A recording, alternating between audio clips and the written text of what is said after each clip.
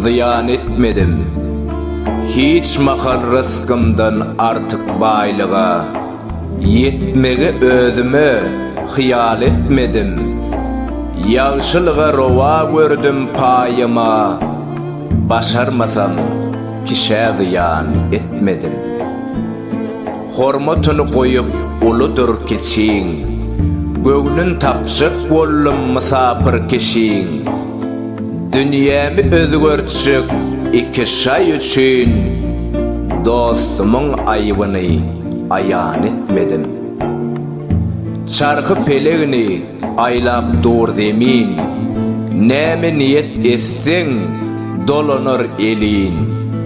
Göğnüme degeni yigrennim welin, gapymızdan edilmeyen etmedim. Alkışını alsam nurana halkın, göğnüm ganat gerdi, daş yardı bağıtım. Yağşı niyetlere uğruksa bağıtım, sagatların gedilmeyen etmedim.